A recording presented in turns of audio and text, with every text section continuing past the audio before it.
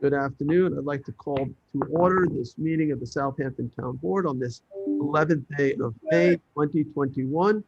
Please rise if you're able and join me for the Pledge of Allegiance. I pledge allegiance to the flag of the United States of America and to the republic for which it stands, one nation, under God, indivisible, with liberty and justice for all. And if you could remain standing while we join together in a brief moment of silence, as we keep in our thoughts and prayers all of the men and women of our armed services who defend our freedoms at home and abroad each day. Let's join together in silence.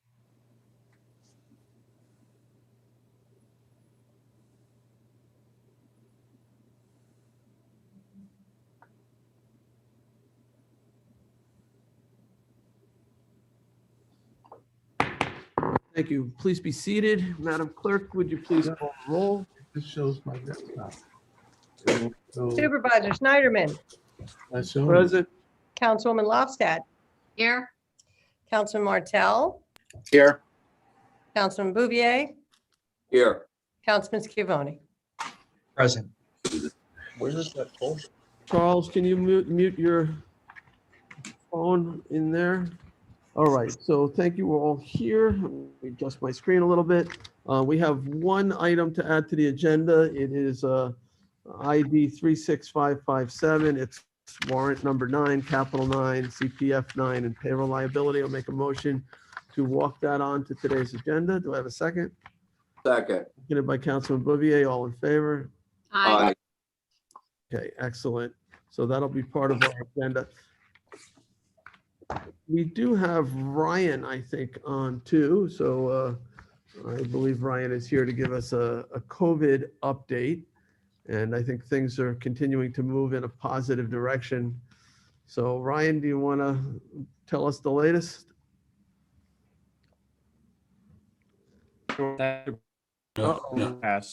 Yes, things are continuing to improve. The positivity rates continue to go down. Vaccine rollout can occur. To clarify for the public, the state has released and continues to release information. All eligible individuals 16 and over can attempt to get a vaccine shot. Just to clarify, that is still limited to Pfizer only. See a site that is a Moderna or a Johnson & Johnson site. The only vaccine manufacturer that is at 16 and over right now is Pfizer. The other ones are 18 and over. And for 16 and over, there will be a need for parental consent on that. Pfizer has yesterday for 12 and over. So I expect that we'll start to hear information soon about eligibility shifting to accommodate the 12 and over bracket, and some of that outreach might be done through schools and camps and things of that nature. We haven't seen it yet. All we know is that the FDA has approved for 12 and over, and we just continue to see some changes and shifts to allow for more people to gather in one place at one time, or venues, things like that are opening up. So I think we're very, very quickly, really, all things considered lately, seeing shifts towards reopening and return towards pre-COVID normal just a little bit. All right, thank you, Ryan. And I did check, as you know, I try to check the numbers every day. And yesterday, there were 2 positive tests in the town of Southampton. So we're getting close to 0. 2 is pretty good. The day before was, I think, 4. So, our trajectory is excellent. And it's only a matter of time, I think, at this point before we have a day with 0 new cases in the town. So keep doing what you're doing because it's working. So, all right. Any other questions for Ryan? Okay, then let's move on in our agenda. Thank you, Ryan, as always. And I'll make a motion to approve the minutes of our regular town board meeting of April 27th, 2021. Second. Seconded by Councilman Scavone. All in favor? Aye. Aye. Approved. All right, Madam Clerk, would you read communications? Following communications have been received in the office of the town clerk. We have received public notices from the New York State Public Service Commission, a notice of virtual hearings regarding gas planning procedures on May 12th and May 13th. Suffolk County Department of Economic Development and Planning regarding the 2021 agricultural districts enrollment period, and a notice of tentative meeting schedule. Town of Southold public hearing notice, Village of Southampton Board of Architectural Review and Historic Preservation. New York State liquor license, 30-day advance notice to municipalities for the listed applicants, and financial disclosure statement filings from the listed individuals. We have also received letters, emails, and land use applications regarding the following: intersection study at Old Country and Lewis Road in East Quogue, Pataquanahan Medicine Lodge, notice of annual June meeting activities, Rogers Lane Road End, Remsenburg, Town Law 200 improvements on both Old Farm Road in Sagaponack and Woodbine Place, Greenvale Lane, and Hunter Lane in Southampton. Zoning Board of Appeals applications for Cobb Island Road in Watermill and East Beach Drive in North Sea. The following bid openings took place on April 28th, Shinnecock Commercial Fishing Dock, and on May 5th, the Hampton Bays Transfer Station booth replacement. And that concludes the communications for this meeting's agenda. All right, thank you, Sunny. All right, we'll move on to public hearings. We have a total of 6. Sunny, would you read the first public hearing notice? Public hearing number 1, to consider the adoption of the 2021 CPF pilot plan. All right, and do we have somebody who's introducing this?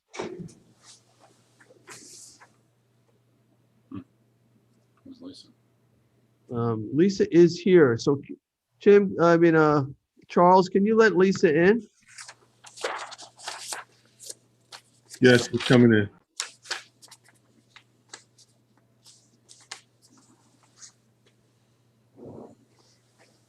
All right, there she comes.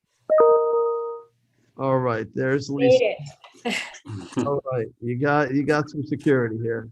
All right, well, welcome, Lisa. So we're at the first public hearing on the 2021 CPF pilot plan. Could you introduce us, please?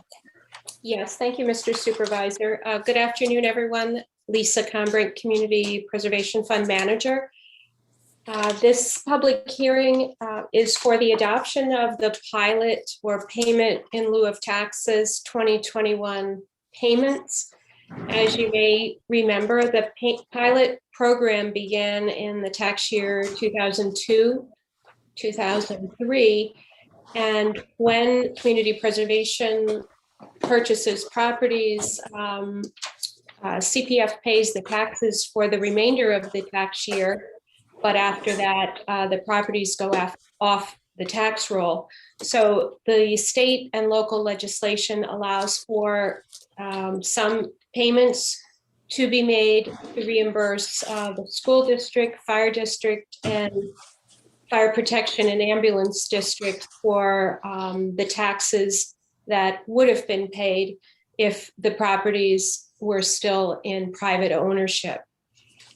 So there is a formula for determining what the payment is, and the payment for this year, provided that you adopt the plan at the next public hearing, will be $4,324,780.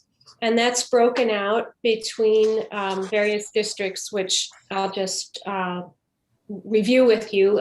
First is the Riverhead School, and that also includes the Riverhead Library, and that tax is part of the school district tax. The Hampton Bays School, Hampton Bays Library, Eastport South Manor School, and Eastport South Manor Library, East Quogue School, East Quogue Library, the Riverhead Fire District, Flanders Fire District, Northeast Quogue Fire Protection District, and the Northampton Ambulance District.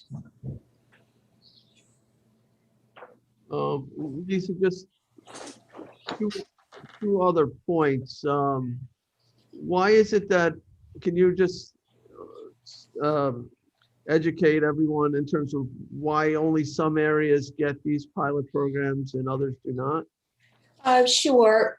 When the program was set up back in 2002, originally the areas that could be reimbursed were located in the Central Pine Barrens area.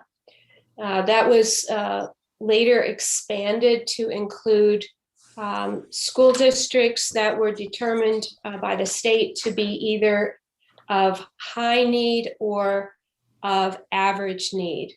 So the area was expanded. But those are the districts that have been identified as in either the Central Pine Barrens region or in those two specific school districts of average or high need.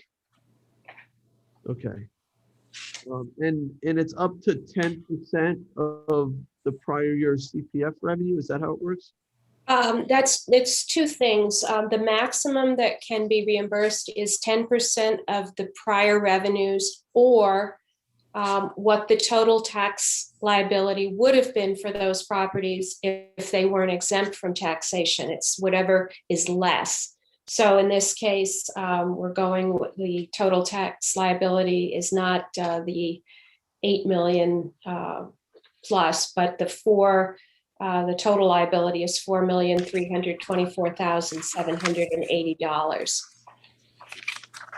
Okay. Does that make sense the way I explained it? It did to me, yes. Okay. Any other questions for Lisa? Yeah, Lisa, if you can go back, the 10% is the 4 million? Is that what you said? No. No, the 10% would have been over 8 million based on last year's revenue, which was $80,705,301. But the total tax liability is less than that for those properties in the districts. So that's how the 4 million plus was arrived at. And do we have to pay whatever is less? Is there an option to pay the bigger amount? There is not, no. No, no. Thank you. That's in the state, that was contained in the state, New York State town law, and then it was readopted in our CPF law. Right, you wouldn't want to be able to pay more than the tax liability. Yeah. Right. Lisa, are those properties reassessed or it's based on what they were paying at the time we acquired it? I'm not sure about that, but That's a good question. I don't know. I can find that out. Yeah, you said there was a formula, so. Yeah, so obviously if a property was acquired 10 years ago, it might have been half the value as it is today. Right. And- That wouldn't seem particularly fair in that case. Right, so you'd probably want to adjust. I would assume it's based on the tax rate. Well, you have tax rate times the assessed I would valuation. assume that it's based on the tax rate, Right. Right, but have we but it would been, have to be reassessed then. right, exactly. Are we adjusting the valuation of the property? Right, I'll find out the answer to that question. or does the tax assessor, the sole assessor, leave it at whatever value it was when we acquired it? All right, okay, is there anyone from the public regarding the CPF pilot plan? Can you have them raise hands? I think Tip Brolin wants to speak. Not on the, I don't think Tip wants to speak on this Yeah, issue. so can you, if you want to speak, just raise your hand, please. On this public hearing. Yeah, Yeah. on the public hearing about the 2021 CPF pilot plan. I see no hands. All right, I will make a motion to close. Second. Second by Councilor Bouvier, all in favor? Aye. Aye. All right, Aye. that hearing is closed. We'll move on to public hearing number 2. Sandy? Public hearing number 2 on the acquisition of lands of Shinconic Corp. Shinnecock Hills and amend the CPF management and stewardship plan to include the property. All right, and once again, Lisa Combrink, our CPF program manager, will introduce us. Thank you, Mr. Supervisor. I'm going to hopefully share my screen with you right now to pull up an aerial of this property.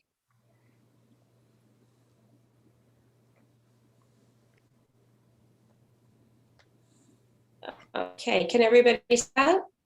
Yes. Yes. Oh, wait, I'm in wrong property. Hold on. Here it is. Okay, good. This property is owned by Shinkana Corp. It's located at 28 Sugarloaf Road in Shinnecock Hills, Suffolk County, tax map number 900-209-389. You can see on your aerial that it's a wooded parcel. It is fairly close to two other recent acquisitions in Shinnecock Hills from 2020. The property is contained in the CPF project plan as a parcel on the list to be acquired. It's in the Shinnecock Hills Greenway target area. It is a half an acre, 0.50 acres in the R40 zoning district. It's also in a critical environmental area identified in the Shinnecock Indian Contact Area Village Fort. The purchase price for this property is $450,000. Okay, any board members have any questions for Ms. Combrink? There's no structures on the property now. It's woodland, correct? That's correct. It's woodland, no structures. Okay. No other questions? All right, I'll turn to the public. Is there anyone from the public who wishes to be heard on the possible acquisition of this property in the Sugarloaf, off Sugarloaf Road in Shinnecock Hills? I see no hands. All right, have we been leaving these open for 2 weeks? I think so. Yes, we have. So I'll make a motion to close the hearing, leave the written record open for 2 weeks. Second. Seconded by Councilman Scavone. All in favor? Aye. Okay. Madam Clerk, the third public hearing? Public hearing number 3 on the acquisition of lands of SSG RE Holdings LLC Flanders and amend the Community Preservation Project Plan and the CPF Management and Stewardship Plan to include property. All right, thank you. Ms. Combrink, would you please introduce this? Thank you, Mr. Supervisor. I'm going to share an aerial of the subject property on your screen. All right, can everybody see that? Yes. Okay. As Madam Clerk mentioned, the property is owned by SSG RE Holdings LLC. The property is located at 1380 Flanders Road in Flanders, Suffolk County tax map number 900-14914.3. This property is known as the Brewster House. It's on Route 24 on the right-hand side as you're headed to Riverhead. It's 1 acres in size. It contains a dilapidated house in the front, and then there are some remnants of other structures that are behind that. This would be acquired as a water quality acquisition for the location of a potential neighborhood sewage treatment plant in the future. In the meantime, though, after closing, the structures would be removed and any other improvements removed, including wells or septic systems, would be abandoned, and the property would remain open and undeveloped until such time it might be used for water quality purposes. The owner, in the meantime, will be contacted by our ordinance enforcement officer who's working with code enforcement to secure the building in the meantime before closing so that it cannot be accessed by anyone from the neighborhood or any other animals, because it is, there are some open areas of the building, the house in front. The purchase price for this property is $400,000. Does that include the owner removing the building? I know the town through CPF will be removing the building. Lisa, I see two neighboring driveways that are on this property. How will that be resolved? We will be obtaining a title report to see whether this is a shared driveway. Obviously, that'll have to be resolved prior to closing. As you can see from the aerial right now, that driveway goes to the property, the adjacent property to the north. But I don't know at this point yet whether they do have an easement arrangement or a shared driveway for a number of years. So we'll have to address that. The odd-shaped property behind the house, is that a town-owned property or is that a developable property? I see no other access for that property. I The one that's don't, sort I of would have to, I see that. I have to pull that up on the GIS. I can check and see. Just give me a second. I could probably pull it up. Also a landlocked parcel. Well, it may be landlocked unless there's Maybe, a right. right. There might be a right to access it through this property.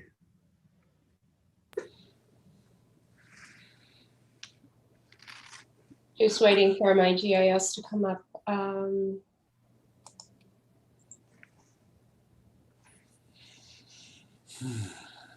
While you look at that, the Brewster House, I guess, is not eligible as a historic structure, right? I know some people at one point wanted to save it. I think it's beyond being saved. Yes, Yes. I think it's, I think when we first had this with the other gentleman owned the property, I was at the site with our chief building inspector, and even then, this is 5-6 years ago, and it's really deteriorated quite a bit since that time as well. And with respect to the property behind that, the vacant piece is in private ownership. Okay, it appears to be landlocked, so, all right. We might want to have a conversation with that property owner. Do an too. outreach to that property. Yes, Yeah. do outreach. We do own a number of parcels between this parcel and the bay, though, too. If you were to scan out, you would see that there's a number of parcels north of this that we own that are towards the Flanders Bay. Do we know, Lisa, when this house was originally constructed? Is there anything historic in terms of elements to it before we take it down? We could certainly check to see whether we could save any interior elements. My understanding is that it is severely deteriorated. So, we could certainly see whether that's possible. Sometimes we can move them to other properties and either as part of a display or to use somehow. I'm not sure whether that would be possible here, though. Okay. When I was there, it was down to the studs. And that was, at least 4 or 5 years ago. Some of the older houses, the rough-hewn beams have some value. Yeah.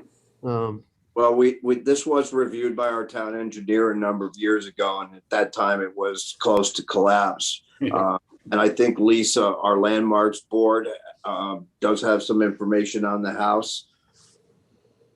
And I don't think it had historical significance, but you should just double check. I will. I'll definitely double check that and see if we can save anything. Any other questions for Lisa? Yeah, we usually the majority of times we do this, the owner usually takes down the structures. Is there a reason why that's not happening with this property?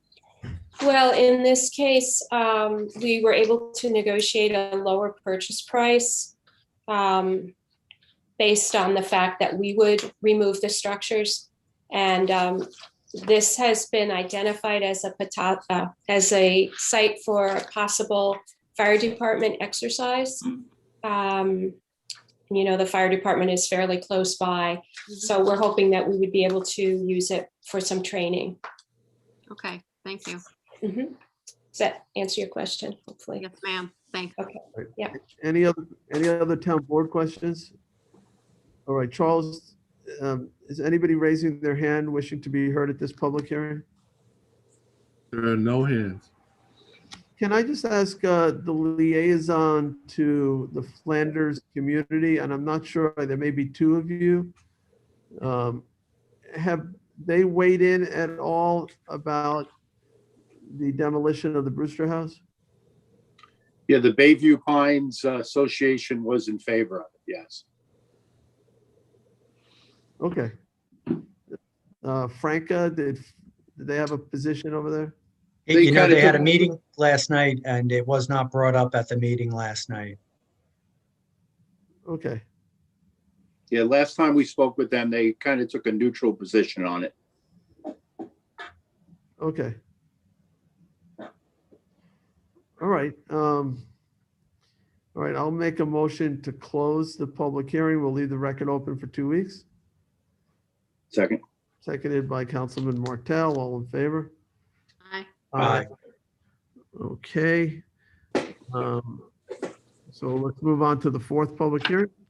Public hearing number 4 on the acquisition of lands of the estate of Peter Balkheimer, Hampton Bays, and amend the CPF management and stewardship plan to include property. All right. We'll have Lisa introduce this as well. Thank you, Mr. Supervisor. I'm going to pull up the aerial for this property. Okay, can everybody see that? Oh, wait, wrong one. Sorry. Here we go. Can everybody see that? I didn't see the change, but And one.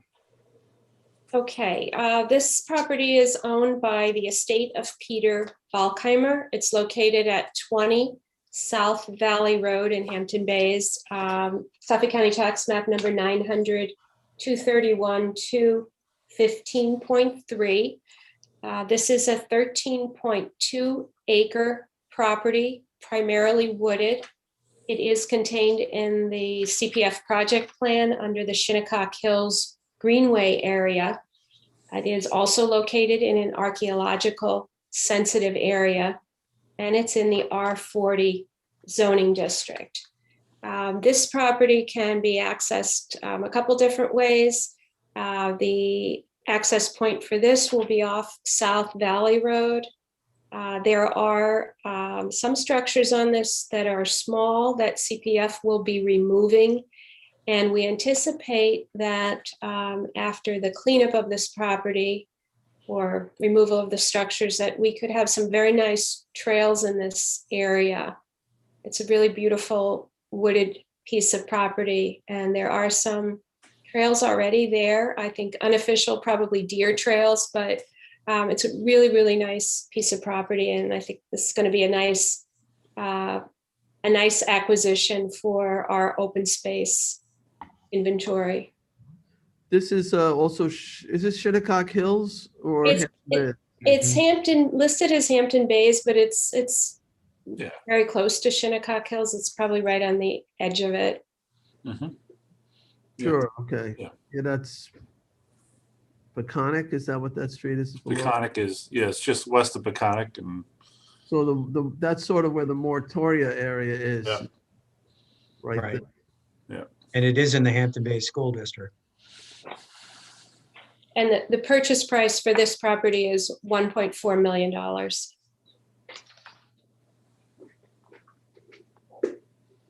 And are they removing the structures or we? We are taking care of it in this case.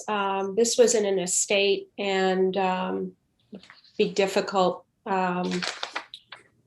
coordinate that. So we did agree that we would do it, and we don't think it's going to be a big job. Hopefully not a big job. Okay. All right, thank you. Any other questions for Lisa? All right, let me go to the public. Is there anyone from the public who wishes to be heard? Please raise your hand. This is on this fourth public hearing, the estate of Peter Balkhammer. See no hands. I'll make a motion to close and leave the record open for 2 weeks. Written record. Seconded by Councilman Scavone. All in favor? Aye. Okay, thank you very much. Thank you, Lisa. All right, we'll move on to the fifth public hearing. Clerk,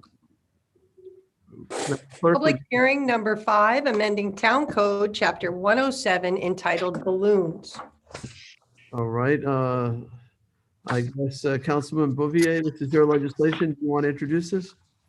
Well, just quickly, I've asked Assistant Town Attorney Christy Scalera to opine on the law. I just wanted to let the public know that this is an initiative that was brought forward by the Sustainability Committee. It's been discussed for some time. I support the law as it's been rewritten, and I'll hand it over to Christine to describe the law. Good afternoon, Mr. Supervisor, members of the Town Board, Madam Clerk. Christine Scalera on behalf of the Town Attorney's Office. As Councilman Bouvier said, the local law is fairly straightforward and seeks to amend Chapter 107 entitled Balloons, further by restricting the sale and or distribution of any balloons filled with lighter than air gas. It would keep all other aspects of Chapter 107 in place, which is already implementing a prohibition against an intentional release. The law would go into effect on June 1st of 2022. And that's really kind of it in a nutshell. Well, I did want to add that we had also, the town had a request to revise, asked for a survey to be conducted. That survey was closed yesterday. It showed 86.6% of the respondents in favor, 13% against. The second question was, did people believe there was an environmental impact with the balloons entering into our waste stream and into our marine and our ecosystems? That was 66% agreed that it did have environmental impacts, and 33% did not. John, the first question was on whether the public would support a ban on the sale. Yeah, And it was 86% supported. 80.6%. 80.6% supported. 86.6%. 86.6% supported the ban of the sale. Yes, under the conditions as the amendment as it appears in Chapter 107. Christine, can I ask you, how is distribution defined? Well, we had this discussion during the work session.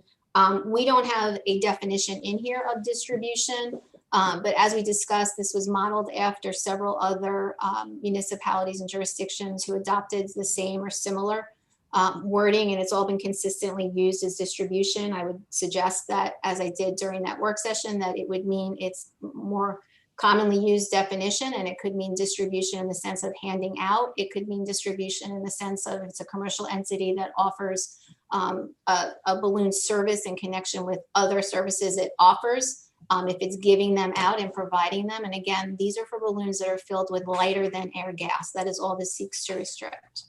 But it would include those. So somebody going to a birthday party with a helium balloon tied to a gift that they purchased in an area that did not prohibit the sale, if they brought it to that birthday party within the town, outside the village, would they have violated this law? I would argue that they would not have, because in that instance, I would argue that that was possession of a balloon with lighter than air gas, not a distribution. If they were giving out that balloon within the town jurisdiction, yes, that would then be run afoul of this law. But being in the possession of a balloon filled with lighter than air gas is not an offense of this chapter. Okay, we'll see as this progresses, but I might seek clarification so that distribution is you know, the commercial distribution, you're not selling them, but giving them away, not just the single balloon, but, you know, as part of a promotional activity of some sort, you know. But Well, Certainly that can be added. I would argue that that's part of the public hearing process, and certainly, you know, that's what we're doing here to, you know, try to make the law better and hear pros and cons towards the law. I should also note that this law the original law was introduced by Councilwoman Lofstad, which was the intentional release of helium-filled balloons. And while it's a good thing, we see very little adherence to that. It's a very hard thing to enforce. So the point here was to try to get to the root cause of the problem. Almost 88,000 balloons have been on our shores, our beaches, fouling marine life and getting into our environment. So this is a way to get to the root problem of the balloons that are really affecting a lot of our wildlife and marine life on our shores. and John, you would still be able to sell balloons filled with air. Yes. Okay. And when Doesn't restrict selling of balloons at all. It just restricts the selling of lighter than air balloons, with certain exceptions, obviously, for scientific instruments and things like that. Okay, and when would, if your law is adopted, when would merchants have to stop selling these balloons? The law's intent, laws to be enacted in June of 2022. In June of next year, Correct. right? So they would have, not that they have inventory of helium balloons, but they would have a year to prepare for it. Correct. Okay. Any other questions for the sponsor or the deputy town attorney? I have a question about the penalties and offenses. Just to be clear and underscore, it's punishable by a fine not exceeding $1,000. Whose judgment would that, or 15 days in jail, by the way? How would that work? Would that be the judge's call if someone were to be brought to our justice court? Yes, Councilman Giovanni, that is general language that we use in most of our statutes. And that in fact would be at the discretion of the justice. And the justice would have the authority to charge 0 to 1,000. Correct. And they generally, I believe, would ask for a recommendation from the town attorney that's perhaps prosecuting in that case, and will more than likely follow that recommendation. But yes, it's fully within their discretion. Okay, I'm bringing that up because sometimes people see the $1,000 number and they think that's the fine for holding a balloon or, you know, something like that. But so to be clear that this is about the distribution, the sale and distribution of lighter than air balloons. Correct. Correct. And I'd also point out, Councilman Scavone, your interest in the Mylar balloon and the issue that Mylar balloons, as they are electrically conductive, have caused pole fires and power outages and things like that. And a recent request to PSEG showed that we've had an increase in those kind of events of 25% around in that area of those types of incidents. But this isn't the ban on Mylar balloons. It's just the helium that's in it. So Mylar balloon could still escape even if it was just filled with air. Yeah, but obviously to get up to a pole, they would have to be lighter than air unless you get wind, I guess, taking one up. But that I think that's kind of a rarity. That doesn't seem to be the issue. The issue is an inadvertent or potential release of a Mylar balloon to get entangled into power lines. It's caused some problems, and those kinds of incidents have increased 25% as we understand it. All right. Any other questions? That's an issue for public health and safety. And I don't know, talking about the fine issue, I don't know how that gets resolved. Obviously, there's, if it's intentional damage and, that's covered under PSEG's ability to maintain their grid. All right. Any other questions for John or Christine? I have someone. All right. So we're going to go to the public. Charles, do you have anyone Yes, I do. to speak? Can you let them in? Yep. Let's see. Sandra's first, and then Tip.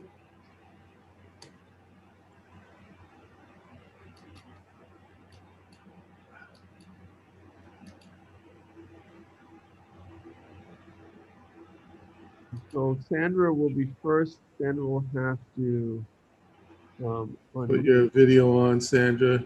Yep, gotcha. Hang on. Hello. Hi, Sandra, we can hear Hi, you. how are you?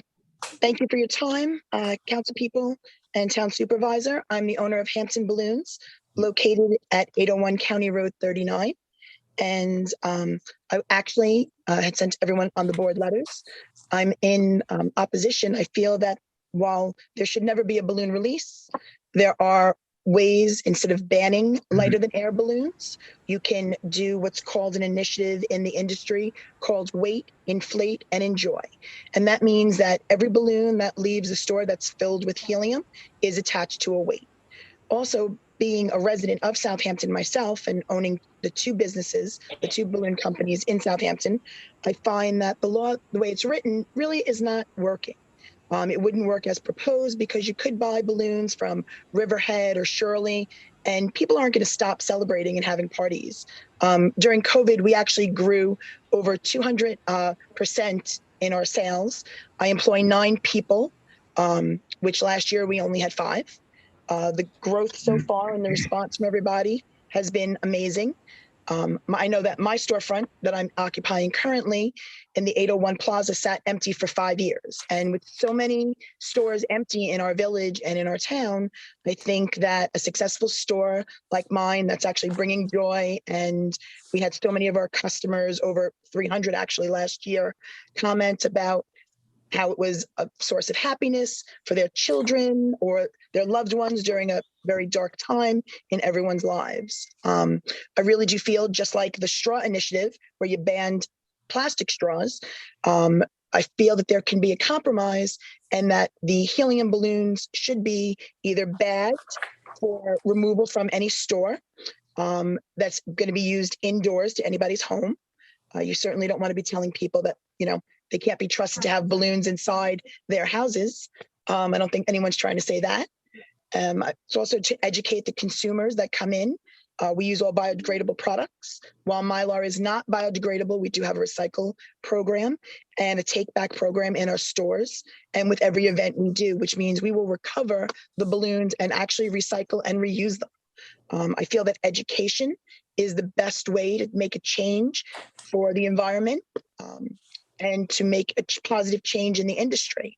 I feel that if you pass the law as written and that people are able to get them from Riverhead or another municipality that's outside of your jurisdiction, I don't feel that those businesses are going to be as inclined as to say to someone who wants to do a balloon arch outside or who maybe wants to tie them to a fence. I don't think they're going to bypass the sale and encourage them to use a weight. We actually weight everything that goes out of our store, even if it's our own cost. And we also incur the cost to do for loose balloons when people want them for inside their home. We bag them and we transport them safely. And they are transported by the people who pick them up safely. So I really would like to urge the council members and town supervisor to consider an alternative than just going strictly to a ban. I feel that the wait, inflate, and enjoy movement really is a comparable measure that people will be able to enjoy their balloons, be educated at the same time, and also meet the environmental concerns that we all have, myself included. Can I ask you a question? Sure. Your business, is it mostly individuals coming in to buy balloons, or is it mostly catered events? No, there are individuals who buy balloons for graduations, birthdays, communions. Right now, we're in the midst of graduation season. Of course, birthdays are almost every season. And people come in and buy just 1 or 2 balloons. We actually had a woman from Watermill call last week. And this is a perfect example to my theory, is that she wanted to get 60 loose balloons. So I said, well, can I ask, are they going to be used indoors? She said, no, they're going to be for a release. She was unaware of the law. I said, I'm sorry. We actually don't do balloon releases. I did inform her of why and gave her other options where they could include the celebration of a loved one who passed on, still safely and effectively within the law and without harming the environment. And really, I mean, I've been a Southampton resident. I live in East Quogue for over 10 years. And I'm all about education. I think that going strictly to a ban is sort of setting a bad precedent. I think what's next almost is on what is on people's minds. We did a little short survey in our store, and we have over 60 in 2 days. People who signed our petition stating that they're all for environmental concern. I don't believe that any Mylar balloon should be used outside. If it's windy in East Hampton, if it's windy in Sag Harbor, if it's windy in Southampton, I do recommend and try to talk my customers into a different type of decor. We do also work with lots of caterers. And again, the people aren't going to stop celebrating. They're just going to find it from a different source who's not invested in the well-being of our township. And not only being a local business owner, but a resident, I do feel my staff feels the need to, educate people as well. And we do use biodegradable latex at the same rate as an oak leaf. We do have the recycle center in the shop, and we do take back the Mylars. And Mylars have been a problem for years in the industry. You should never let anything go into the environment, let alone a balloon. But I really do feel, again, that wait, inflate, and enjoy movement is a comparable solution to everybody's issue. If this bill were to become law, based on your business model, would this put you out of business? Unfortunately, I would be out of business. I would have, actually, if you pass the law, since the demand is still here, it would be over 65% of my sales, and I probably would be forced to move my business practice into Riverhead. So that's my point. I would operate out of Riverhead. All it's going to do is have another empty storefront right on County Road 39, which is, I don't believe anybody on the panel and who lives in the town wants to see any more empty storefronts. I know that my store space specifically sat empty for 5 years. I was approved as a business just 2 years ago. We've had an incredible growth and an incredible response by the community. And I think that's also in part because we do educate and we are environmentally concerned. We don't let people suck helium. We inform them about the problems of suffocation with young children. Does a balloon escape? Absolutely, it could happen. I think a lot of the balloon debris you also find on beaches, you're not informed that it's from cruise ships and people on party boats. You can't do 20 knots and have a balloon tied to your boat. It's going to break loose. But unfortunately, I think outside vendors, again, who don't have Southampton on their mind, they're not going to pass up a sale. They're not going to try to encourage the people out here who are buying from Patchogue or Riverhead or Shirley. They're not going to encourage them to, hey, you got your balloons off Amazon? Great. Those are plastic. We don't blow those up. We actually discourage our customers into using products that are plastic and not rubber-based. So it is an ongoing process. And I think we actually have reached a bunch of people in our education in the short time we've been in our store. Right, thank you. Posters everywhere. It's on all of our literature. Every delivery that goes out, it says, do not release, inflate, wait, and enjoy. So I think that message is getting through, and I think that it would just be a hardship to my business, I know, as well as a lot of other businesses in the township, if the ban were to be put into effect as it is. Okay, any other questions for Sandra? All right, thank you, Sandra. Thank you so much for your time, everybody. All right, Tip, you're next. Good afternoon. The town's sustainability committee is chartered to, among other things, recommend legislation that encourages and contributes to sustainability with a concentrated focus on the reduction of the town's ecological impact. With that in mind, we propose this legislation. It would ban the sale, distribution, and use of lighter than air balloons in Southampton. We had several reasons for doing this. One, balloons are litter. More than 85,000 helium-filled balloons per year are used once and discarded in the town. Two, discarded balloons kill sea mammals and birds who consider them food. Mylar balloons, as has been mentioned, cause electrical outages. PSEG reports a 26% increase from this cause in the past 5 years. Latex balloons take years. The mention was of oak leaves. they take years too to degrade. Mylar balloons never degrade.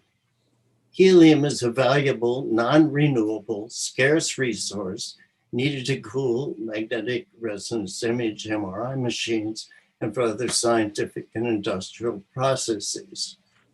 This law does not prohibit celebration or use in any way, hinder the sale of normal air-filled balloons. People can still have balloons. At the supervisor's request, the town conducted an online survey. John has reported on the results, which were all quite positive regarding what the town residents consider is the right thing to do. Separately, we contacted 5 towns in the Northeast that passed identical laws to determine their experience. The feedback was universally positive. The residents liked it. We are aware that some businesses that sell balloons oppose the proposed restrictions on selling of helium-filled balloons. But we believe that the environmental benefits of the law in reducing litter, preserving sea life, reducing electrical outages, and preserving scarce helium outweigh the disadvantage. Now, I note that when I looked at the draft law that I saw, it said it wouldn't be implemented until January 2022. John mentioned June 2022. It's not a big deal from our standpoint, but there may be a bit of a disconnect there. So I bring it up. Basically, this is environmental legislation which is gaining ground in other municipalities. We think it's time to do something about it that would be relatively permanent. Speaking for myself, and I bought many helium-filled balloons over the years, I would not drive to Riverhead to find a helium-filled balloon if I could substitute a regular balloon. So that's all I have, Jay. Just to clarify, the law does state June 1st, 2022. Okay. But that's a floating number, obviously, where that's what we're here to learn from the public and those pro and those against. All right, thank you, Tip. Charles, you have, I see Lorna O'Hara on the screen. I'm assuming she wants to speak on this issue. Lorna's next, yes. All right. Hi. Oh, Lorna. Hi, good afternoon. Yes, my name is Lorna O'Hara, and I'm here to testify on behalf of the Balloon Council. It's also known as TBC. So I'd like to thank the City Council for affording us the opportunity to be heard this afternoon. I'll be brief. You have my expanded comments in a letter I submitted for the record, and I'd also like to give other balloon stakeholders and business owners in your community time to speak. You know, the Balloon Council shares your passion for the environment, and we welcome the opportunity to assist by helping, you know, to educate consumers about the responsible balloon practices, to help the environment. You know, we feel the adoption of any rule that could impact the sale of balloons could be economically detrimental to businesses like Sandy's that supply balloons to your community, you know, over the years. And a ban on helium-filled balloons would mean the loss of jobs, and businesses, and tax revenue. You know, Southampton already has a balloon release ban, and in 2019, when the issue came up, the Sustainability Committee proposed implementing an education program to address the issue. We believe that, you know, any balloons that you are finding are a result of accidental release. That's why we've always promoted weights and will continue to promote weights. And that would be part of our education program and a potential compromise with your committee, mandatory weight ordinance as opposed to a ban on sale. We did offer to partner with Southampton to create an education plan before, and the offer still stands. focusing on educating consumers at the point of purchase to change the behavior is the quickest way to teach proper use and disposal of balloons, prevent balloon releases, and reduce the chances of balloons becoming litter. So we think that, education is the way rather than legislation. We ask you not to support this ordinance and consider the weight compromise that I mentioned before. And to Mr. Brolin's point about other municipalities that have adopted these regulations, one of the first was Manhattan Beach in California, and we've come to learn, and we're approached by the city council that they're going to revisit the ban on sale of balloons for many reasons. One of them is the power outage region. Banning the sale of balloons in their jurisdiction did not change the outage situation there. The numbers were not reduced. Balloons aren't always the culprit. Sometimes they point to balloons when they can't identify what the outage was caused by, a squirrel, a tree branch, what have you. But anyway, I think it's worth noting that one of the initial municipalities that did ban the sale of balloons is revisiting it for tax revenue purposes, stimulate the economy, get businesses back up and running, and all things of that nature. So I'm happy to entertain any questions. I'd love to continue to have discussions and see how we may be able to compromise potentially with the weight ordinance, which I think will mitigate those accidental releases. And again, we do not support intentional releases, and that would also be part of our education program. So thank you for your time today, and I'm happy to answer any questions. Since you're an industry rep, most of the places that I see that sell helium balloons, it's a small fraction of what they sell. Like I'll go into Stop and Shop and there's thousands of things for sale, but there'll be a couple of helium balloons. Sandra's shop is somewhat unique. I haven't seen too many stores that specialize in the sale of balloons. Am I right? Is that fairly unique? The helium-filled balloons, well, as Sandra said, I believe she said 65% of her business is the individual helium-filled or bundles, what have you. But it's a larger number. And I know the Stop and Shop in Southampton and the CVS that sells balloons are looking to expand that portion of their business, not just in Southampton, but across the country. It's a large percentage of their business. And I don't want to speak for Sandra, but I know that there's ancillary businesses that will be impacted. Her number is quite significant for the helium delivery monthly that employs the truck drivers, the union employees, and that speaks to the distribution. There's a lot of other businesses that would be impacted by this ban, not just the sale of the singular foil or latex balloon. Yeah, I'm sort of struggling with this because I don't want to put anybody out of business. Most of the stores, it's a minor part and they could probably sell regular balloons. But then when I walk on the beach and I see all these balloons, when I hear about these marine mammals that are, suffocating as they swallow, a balloon that's floating in the ocean, those are very compelling. And you certainly, as a policymaker, you don't want to, you want to be a good neighbor to the wildlife in your community as well. This is it's a real challenge. Right. I agree. We care about marine life too. And so we've reached out to learn more about those necrotopsies and what the actual cause is. And, it's been explained to us when they open up, there's 50 things in their stomachs. So, we acknowledge litter is a real problem. But there hasn't been a single case to my knowledge where they pointed to a balloon causing the death of a sea mammal directly noted.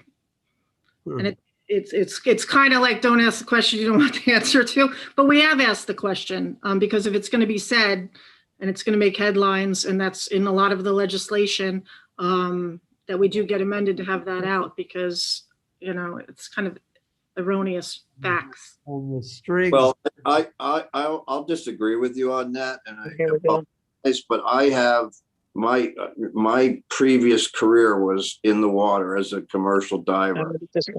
I found that was 40 years ago that we routinely dragged up turtles and seals and many other types of wildlife, birds in particular, that were wrapped in balloons. So, I appreciate that you've done the research. There's more. No, I agree with you. I'm not denying that.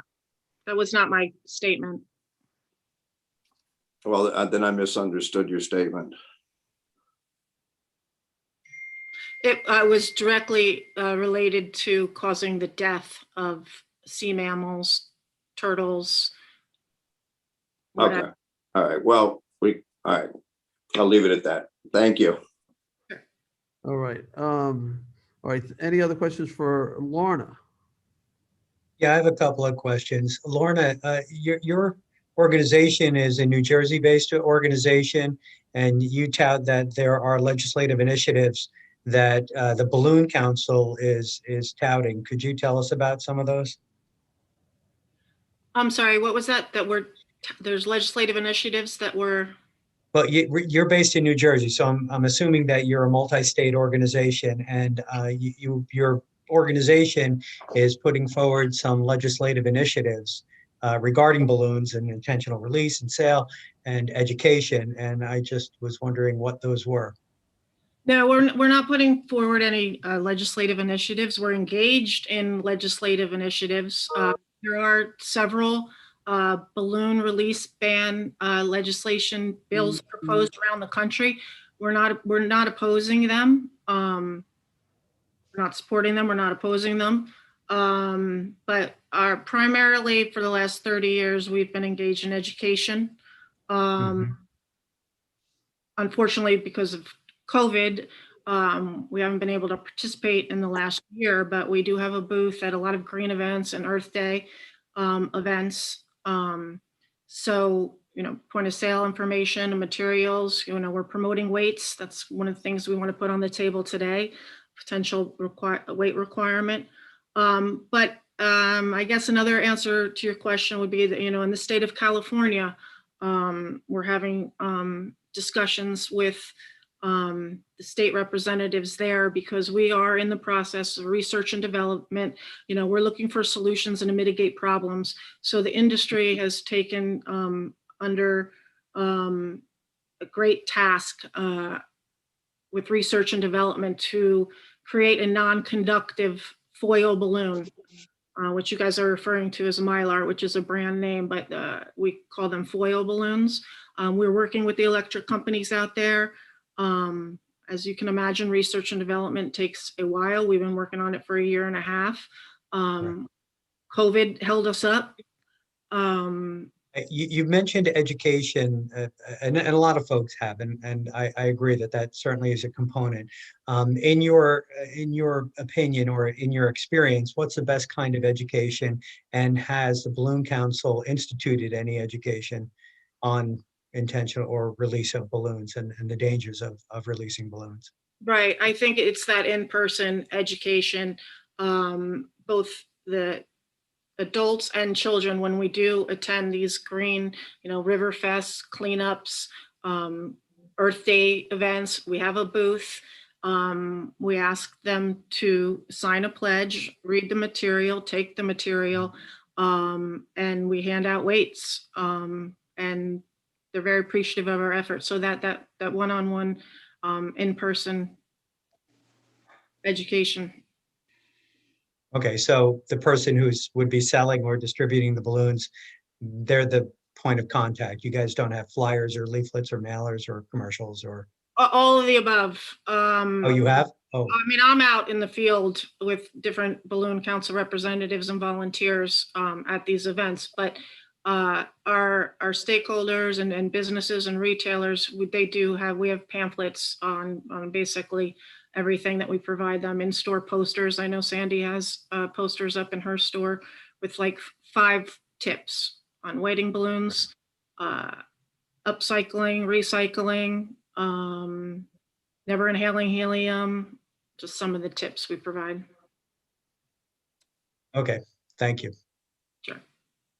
And Jay, just to talk about a point that you brought up about businesses. I had spoken to a local business here in Hampton Bays that provides balloons. And although it's not a huge part of the business, it's one of the few things that gives him a large return on his investment. In other words, it's one of the few things that makes him a profit. So that's also something to keep in mind, especially for the small mom and pop stores. No, thank you for that, Julie. You know, that's that big question, right? We want to do the right thing for the environment. We want to do the right thing for our small business. Sometimes they clash and you try to find a solution, or you have to then just, you know, make a decision ultimately. Do what you think is the right thing to do here. All right. Charles, is there anyone else who wanted to be heard? I see no other hands. All right. You know, John, I think you wanted to keep this open anyway, right? Yes, I did. I wanted to actually have another public hearing in a month, approximately a month. So I don't know what that is, Sunday. I'm sorry. Hold on just one sec. Let me get my calendar. No, sorry about that. June 8th or June 22nd. So adjourn until June 8th. Sorry, it's June 8th. Thank you. So you're making a motion to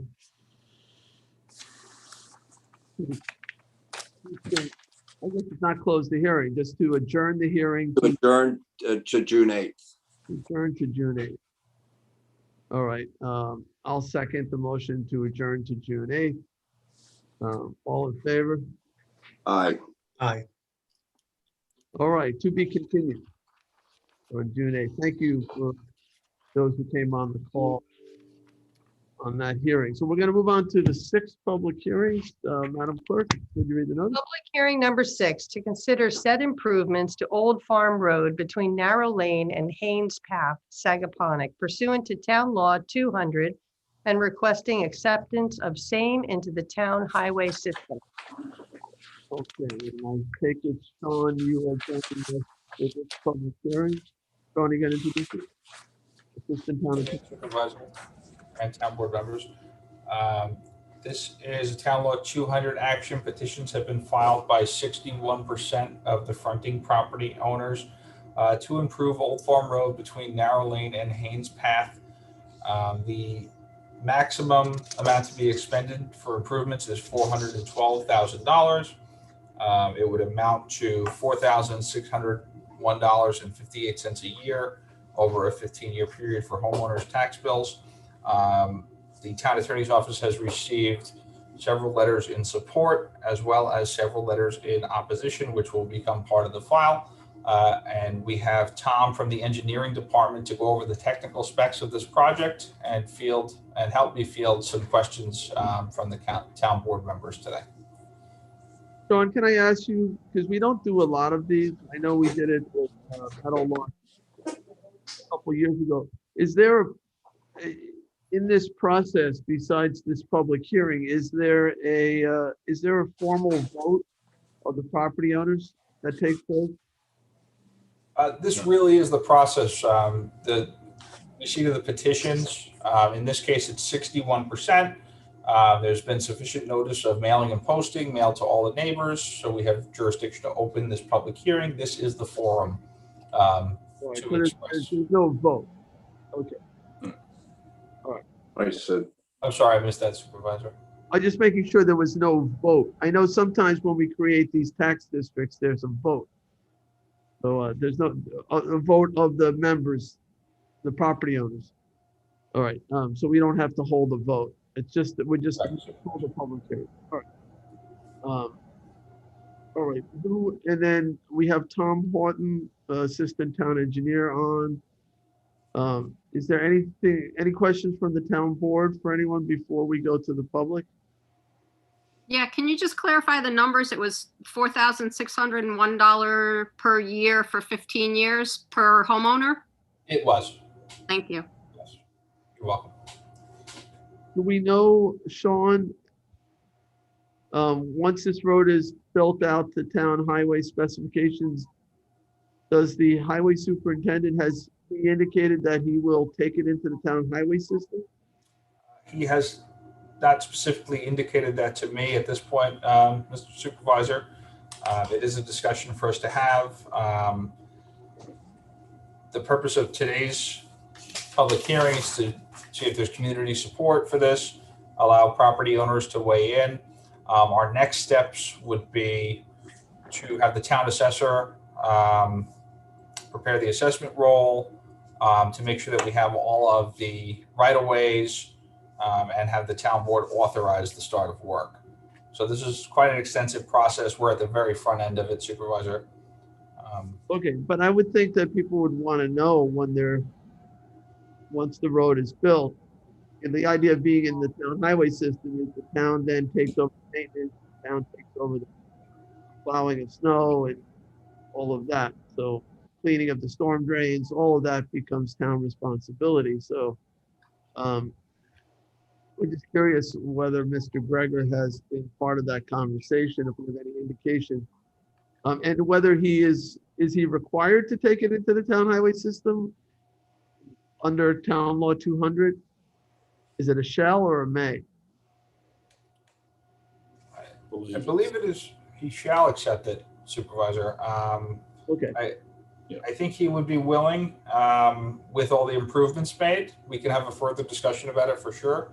But I believe the wording is shall. Okay. Right. He has a certain leeway to make sure that the road has been brought up to the standards as required. But once they are, it's I believe it's a shall as well. Okay. All right. And So, would this, excuse me, Supervisor, Counselor, would this require a vote of the town board after the public hearings? In other words, we start with a petition, public hearings, and then a vote of the town board? That's correct, Councilman Scavone. Okay. well, there would be a bond, right? So we need a supermajority. Yes. There will be a bond process and seek work. Okay. So is there anything more in terms of presentation? Was Tom going to say anything, or should we go right to the public? Let's go to the public. I have a couple of, I'm sorry, specifications. I guess this would be Tom. Is this road going to include curbing in its entirety, or is it just curbing near the storm drains?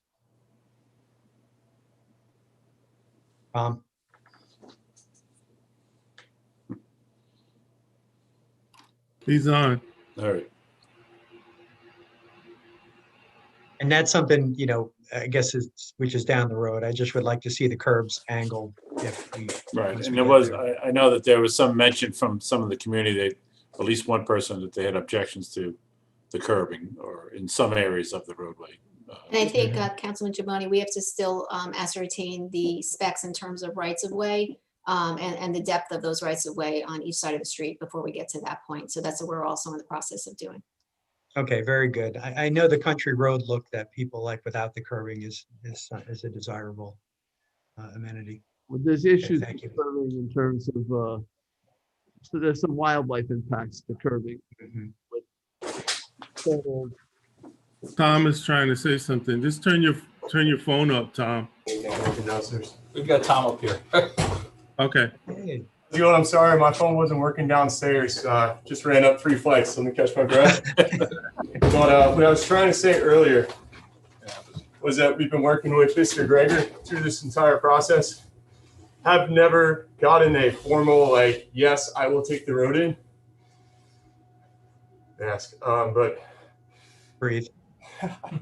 As far as the specifications go, he's on board with our 24 feet width. He's on board with the method that which we're going to be improving it with, and he's on board with the 2 inches of asphalt pavement that we're putting down. So we're developing this in concert with Mr. Greger. We've just never received a written letter saying that I'm going to take this in right now. Okay. How long is the road? The road is approximately 1,400 feet long. There was a road and drainage plan prepared in 1983, which is the last time that it was paved. It lists the stationing as 1,425 feet. So we'll be replacing that whole section. It currently consists of a 24-foot wide road with asphalt tip-up curbing on both sides. Severely deteriorated, number of potholes. It's unraveling. There are 2 sets of drainage stations, one at each end, the north end and the south end of the road. We'll be utilizing those, and we'll also be installing 2 additional drainage stations to kind of split the tributary area so that we pick it up in smaller sections, which would conform more with the town highway code. As far as Councilman Schiavone's question about curbing, we will only be installing mountable curbing 10 feet either side of the drainage inlets. The rest of the road will just be asphalt feeding right into the surrounding grass or mulch. And you say mountable, that's angled curbing. Right? Yeah, so the mountable curbing will be concrete on either side of the catch basin, and it'll have a reveal of 0 at the asphalt, slope up, and then fade right into the vegetation behind it. So there won't be a drop per se. It's considered turtle friendly or animal friendly curbing. Okay, thank you. All right. Any other questions from the town to any of our advisors? All right. Seeing none, we'll go to the public. Charles, who am I? Raleigh is first. Raleigh? Yep. Is that right? Is that correct? You got it. You got it correct. My name is Raleigh Knuckles. My husband, Jeremy Horn, and I have owned 74 Old Farm Road since 2016. I want to thank, obviously, the town members or the council members for hearing us, and everybody from the town who helped us get this application together and investigate some solutions. Since my husband and I have owned the house, the road has deteriorated pretty significantly. I think we noticed that when people drive on the road who don't live on the road or who are unfamiliar with it, when they encounter a pothole, they'll tend to swerve around it, which we think creates a pretty dangerous situation for the pedestrians who use the road just for walking. I just want to voice my support and willingness to, pay my share to bring the road into town standards. One note, we did some investigation of the status of the road currently, and I believe it is currently part of the town highway system as an unimproved road. So I'm not sure that it needs to be accepted into the system, but just brought up to town standards in order to enact some of the maintenance that the town provides for town improved roads. So thank you very much. Thank you, Raleigh.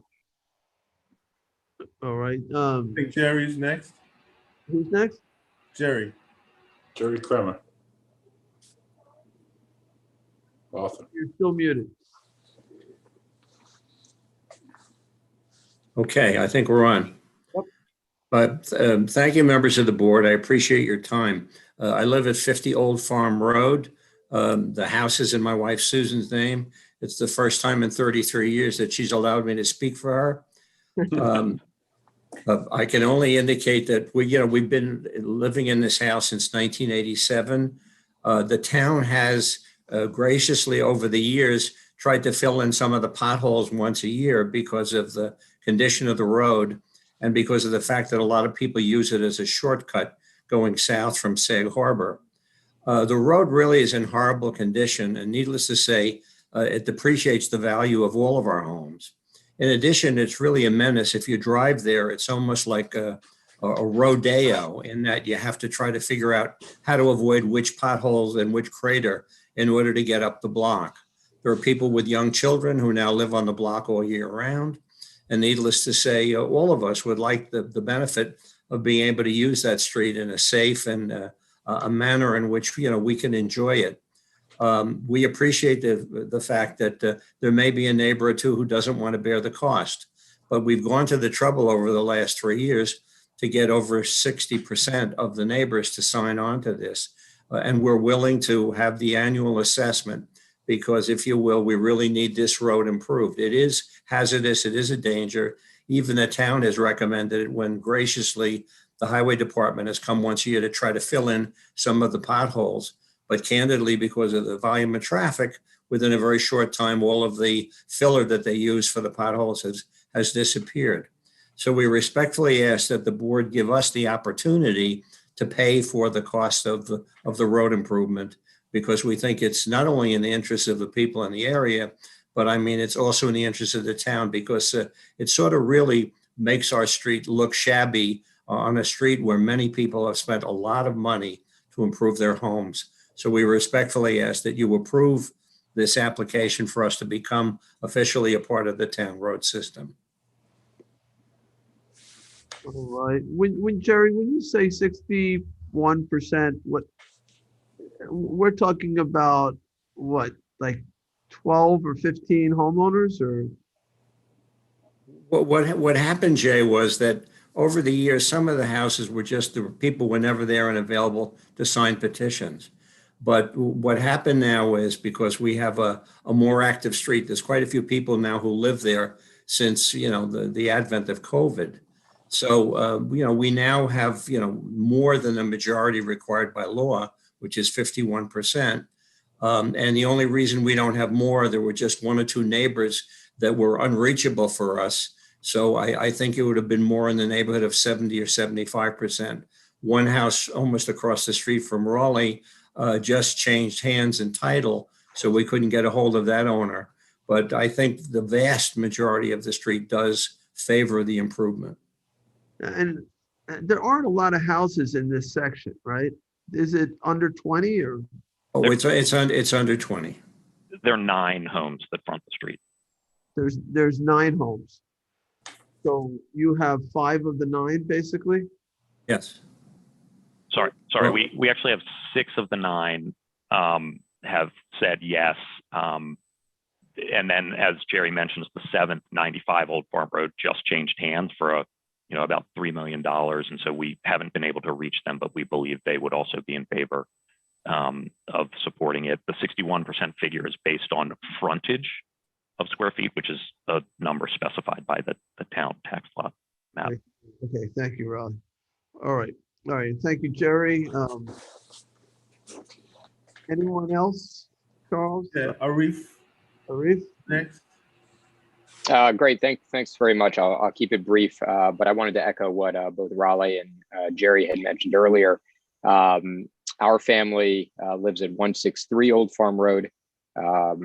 We have 3 small daughters, 9, 6, and 3, an exchange student who's a senior in high school, a 10-month-old puppy. So we've got a pretty full house there. And one of the big benefits of being out there is to be able to give them some outdoor time. And so to Jerry's point and Raleigh's point earlier, our biggest concern on the road is not so much the nicks in my car, but much more the safety issue. And with cars having to go around, sometimes on the grass, sometimes around the potholes, just the normal process of the kids riding the bikes and walking to the forest becomes a little perilous for both Steph and I. So for us, it's much more of a safety issue in getting it up to spec. And to Jerry's point earlier, we're certainly willing to do and pay our part to bring it up there. Thanks very much. Thank you. Charles, who's next? Jennifer next.